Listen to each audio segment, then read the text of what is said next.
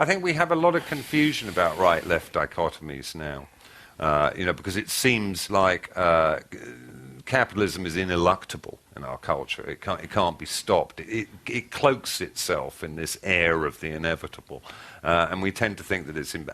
and I'm afraid to say I think that there is an inevitability. I think capitalism, I don't think it was ever a straight fight. I think capitalism had always won. Well, wasn't the issue with the kind of Marxism that we grew up with that it was a revolutionary movement, but no one really wanted to have a revolution because what the Marxist I knew never faced was a revolution means you get a gun and you go out and kill people. I couldn't agree with you more. And we spoke about the revolution as though it was just a miracle that was going to happen. You were going to come out onto your balcony one day and there would be the transformed society. Yeah, I think that's absolutely right. And even those who were willing to counsel violent revolution never really were prepared to confront the grotesque moral disjunction between means and ends. Because, violence of any kind in the pursuit of political aims is a disgusting phenomenon. I interviewed a lot of communists in the 80s for a project I was working on, and none of them owned a gun. Yeah. But they seemed to be woefully ill-prepared for this event they thought was inevitable. So was there a book you read, a kind of lefty socialist book you read when you were young that spoke to you? I studied politics at university. I read it all. I think like any young idealistic person, you can't help but read something like the Communist Manifesto. Beautifully written piece of work, a fantastic work of prose. I mean, the devil does have the best tunes, and not be moved by it. I read lots of stuff that I was moved by. I right up until 2003, I would have had no hesitation in describing myself as a socialist, uncritically. Not a revolutionary socialist, but a utopian socialist. After 2003, that's radically changed. So what shifted? The Iraq War. The spectacle of a allegedly Labour Prime Minister who was prepared to commit British forces to such a disgusting action, frankly. But you could have said he'd betrayed the ideal, but you lost your faith in the ideal. Yeah, well, I think that I should have started reappraising my position after the fall of the Berlin Wall, because I think that the situation of the European left was really a bit like the relationship between the novel and film in the 20th century. Please bear with me. If you think about it, film was the dominant narrative medium throughout the 20th century. It was far more important than books and novels ever were, and people went to films in droves. They identified with films. They thought of themselves as looking like or not looking like movie stars. And I think that the novel and the literary novel continued to feel power. It was the Greece to film's Rome. And by the same token, I think the European left, the kind of soft left in Europe and outside the Soviet bloc, here in Australia as well, all we had to do up until 1989 was say, well, we're not like them. We're of the left, but we're not like those bastards in Russia. They're corrupt. And actually, after 89, there was an incredible paucity of creative thinking about politics and ideology on the left. Nothing really new came up. Instead, what happened was that the socialistic emperor was seen to have no clothes. In fact, all that had defined us was that we weren't the Soviets. And that's the slippery slope down to Blair committing.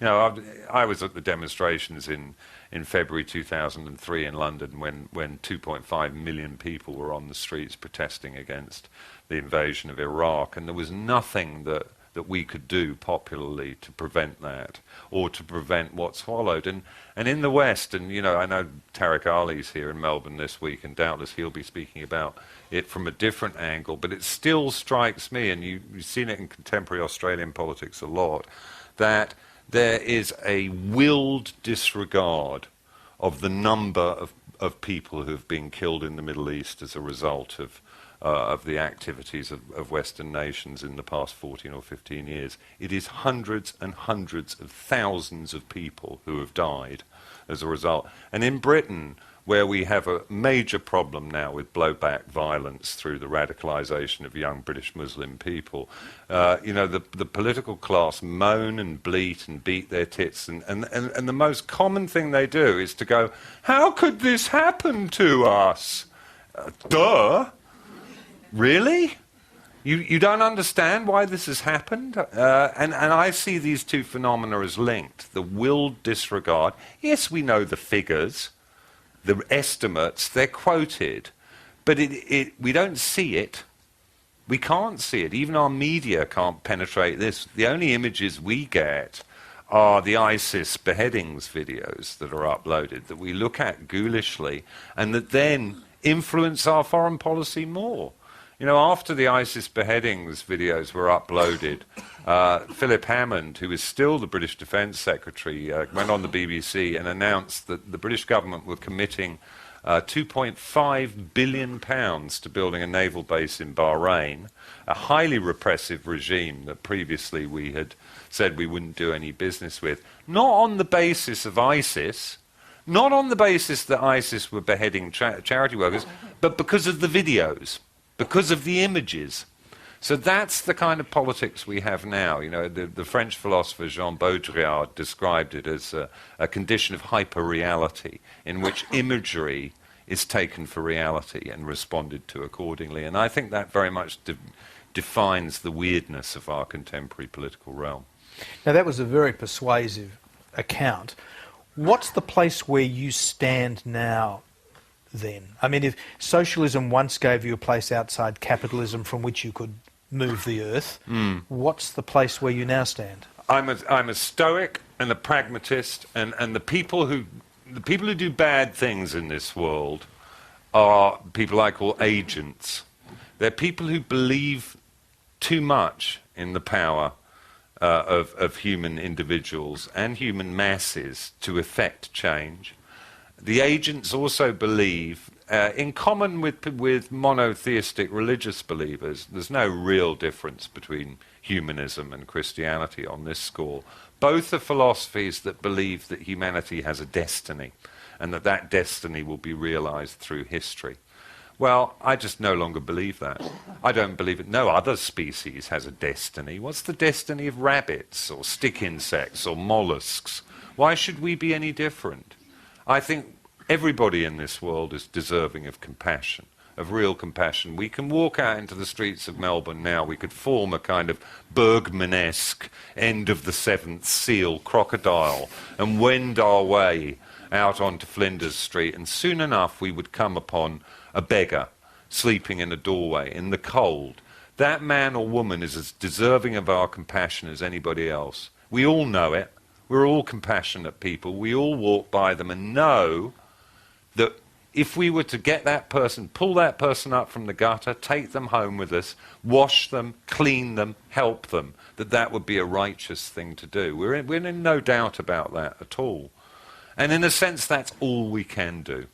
All of these grand ideological schemes are dependent on, in my view, a delusion about humanity's place. And to end where we start, does that mean that the traditional narrative novel in some way stands as a metaphor for the notion that humanity does indeed have a destiny because it has a beginning and a middle and an end? Absolutely. All novels, you know, in Islam they believe that because it's in a way to do with the semantics of Arabic, classical Arabic as a language and the way that meaning works in classical Arabic, they believe that all texts relate to the Quran. You know, that's one of the reasons Rushdie fell foul of them so much with the satanic verses. You can't, you know, it's really easy to blaspheme in Islam because all books are meant to be commentaries on the Quran. And by the same token, I would argue in the Judeo-Christian tradition, the traditional narrative novel is the Bible, just recast in another form. And yes, it's, you know, not that I don't love the Bible, especially the King James Version, but it's perhaps time to put the Bible away.